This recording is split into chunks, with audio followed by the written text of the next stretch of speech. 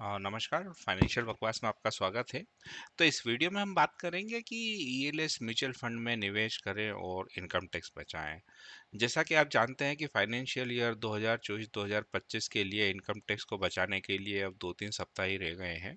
इसलिए अब टैक्स बचाने के लिए निवेश से टालम-टोली से बचने का यह सही समय है। तो थोड़ा-सा प्लानिंग के लिए समय दें और बेहतरीन इन्वेस्टमेंट ऑप्शंस को चुनें और अपना इनकम टैक्स बचाएं। नहीं तो बाद में सही समय पर इनकम टैक्स प्लानिंग के लिए अपने आप पर रिग्रेट करना पड़ेगा। तो सभी इनकम टैक्स सेविंग करने वालों को इक्विटी म्यूचुअल फंड न केवल इनकम टैक्स बचाने में मदद करते हैं बल्कि लॉन्ग टर्म में वेल्थ बनाने में मदद भी करते हैं। और लगभग सभी म्यूचुअल फंड स्कीमों में इक्विटी लिंक्ड सेविंग स्कीम हैं जिन्हें ईएलएसएस के नाम से जाना जाता है। तो ईएलएसएस में इन्वेस्टर इन्वेस्ट किए गए अमाउंट से अपनी टैक्सेबल इनकम को कम करने में हेल्प तो करती ही है। इसी प्रकार इनकम टैक्स लाइबिलिटी को भी कम करने में हेल्प करती है। तो आइए हम देखते हैं कि कैसे मदद करती है। तो इसमें कुछ लॉन्ग टर्म गोल्स हम ऐड कर सकते हैं। तो इम्पोर्टेंट ये भी है कि ईएलएसएस में किए गए अपने इन्वेस्टमेंट से आप अपने लॉन्ग टर्म गोल्स जैसे कि बच्चों के लिए एजुकेशन, शादी मतलब मैरिज, घर खरीदने या पेंशन से जोड़ सकते हैं। तो अब देखते हैं कि ईएलएस स्कीम होती क्या है और इस फाइनेंशियल ईयर के लिए आपको इनकम टैक्स प्लानिंग में और आपकी इनकम टैक्स को कम करने के लिए कैसे हेल्प करती है। तो ईएलएस क्या है?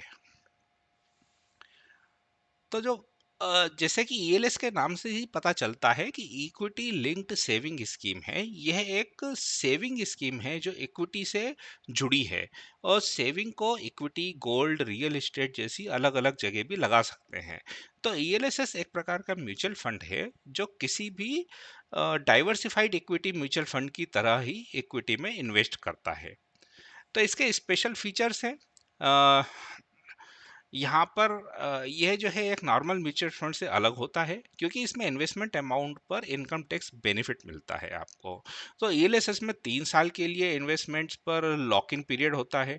इनकम टैक्स एक्ट 1961 सेक्शन 80 सी के अंतर्गत 1 वर्ष में इनकम टैक्स में सेविंग के लिए आप ईएलएसएस में अधिकतम 1.5 लाख रुपया यानी कि 1.5 लाख रुपीस का इन्वेस्टमेंट कर सकते हैं। तो सिलेक्शन कैसे करेंगे आप ईएलएसएस का? तो उसके लिए हम 3 पैरामीटर रखते हैं जैसे कि performance, diversification and market capitalisation. तो परफॉर्मेंस मतलब उन ईएलएसएस फंडों में इन्वेस्टमेंट में प्रायोरिटी देनी दी जानी चाहिए जिन्होंने लगातार अच्छा परफॉर्मेंस किया है और लॉन्ग टर्म में बेंचमार्क को भी रिटर्न के मामले में पीछे छोड़ दिया है। तो उन म्यूचुअल फंड्स में इन्वेस्ट करने से बचें जिन्होंने हाल ही के दिनों में शानदार रिटर्न दिए हैं मतलब कि पिछले 3 सालों के अंदर। डाइवर्सिफिकेशन, तो ईएलएसएस स्कीम के पोर्टफोलियो को देखें और सुनिश्चित करें कि आपके द्वारा दी गई चुनी गई जो स्कीम है उसमें विभिन्न सेक्टर्स में स्टॉक्स में एलोकेशन है। इससे आपको स्कीम वाइज और पोर्टफोलियो वाइज डाइवर्सिफिकेशन मिलेगा।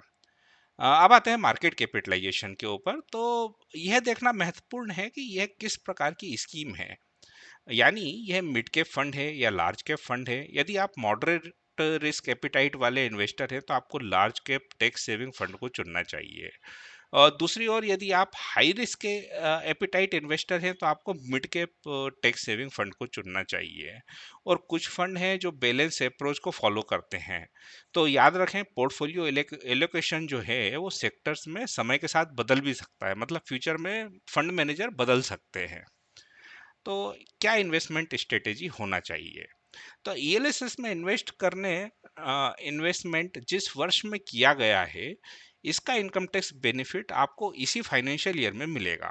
तो इसमें इन्वेस्ट करने के बाद लॉक इन पीरियड आपके लिए महत्वपूर्ण हो जाता है। तो ईएलएसएस इन्वेस्टमेंट मैंडेटरी रूप से 3 साल की मीडियम टर्म के लिए होता है। 3 साल के मैंडेटरी लॉक इन पीरियड से पहले यह अमाउंट निकाल नहीं सकते हैं। तो बेहतर है कि आप हमेशा ही म्यूचुअल फंड में एसआईपी के जरिए ही इन्वेस्ट करें। तो इससे आपको स्टॉक मार्केट के हर उतार चढ़ाव का फायदा मिलेगा। तो ईएलएसएस की सबसे बेहतरीन बात यह भी है कि इसे एक फंड मैनेजर मैनेज करता है जो कि बाजार में हो रहे उतार चढ़ाव को समझता है, मत मीन्स अप एंड डाउन को। और वह फंड मैनेजर उस समय आपके इन्वेस्टमेंट जो है सही जगह पर एलोकेट करता रहता है। लेकिन इसका मतलब ये नहीं है कि आप इन्हें केवल 3 साल के लिए इन्वेस्टमेंट के तौर पर देखें। इक्विटी आमतौर पर लॉन्ग टर्म में अदर एसेट्स की तुलना में बेहतरीन काम करती है। तो कोई भी इन्वेस्टमेंट किए गए ईएलएसएस को लॉन्ग टर्म के लिए रखने पर विचार करा जा सकता है, क्योंकि म्यूचुअल फंड लॉन्ग टर्म में बेहतर परफॉर्मेंस देते हैं। यदि आपको फंड की आवश्यकता नहीं है तो ईएलएसएस के मैंडेटरी इन्वेस्टमेंट लॉक इन, जो कि 3 साल का टाइम पीरियड है, तो उसके बाद भी आपको एग्जिट लेने की आवश्यकता नहीं है, मतलब फंड निकालने की जरूरत नहीं है।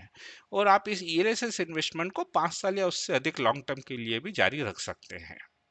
तो ELSS mutual fund mainly equity mutual fund है और इनके पास डेप्ट में जाने का कोई ऑप्शन नहीं है।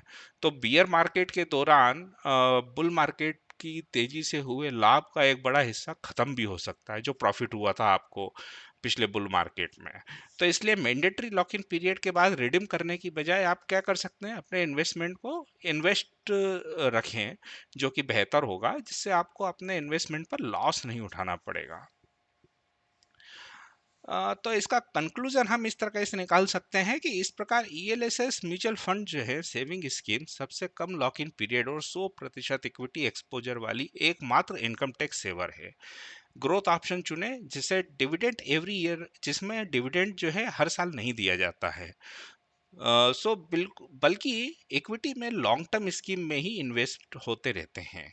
यदि आपने सही ईएलएसएस म्यूचुअल फंड चुना और लॉन्ग टर्म तक चलाया, तो यह ईएलएसएस लॉन्ग टर्म में आपको कुछ या बहुत सारे गोल्स पूरा करने में मदद कर सकता है। साथ ही आपके म्यूचुअल फंड पोर्टफोलियो का यह सुपरस्टार भी हो सकता है। तो आप कमेंट करके बताइए हमारा वीडियो कैसा लगा, और अगर आपने अभी तक चैनल सब्सक्राइब नहीं किया है तो हमारे चैनल को सब्सक्राइब करिए। धन्यवाद।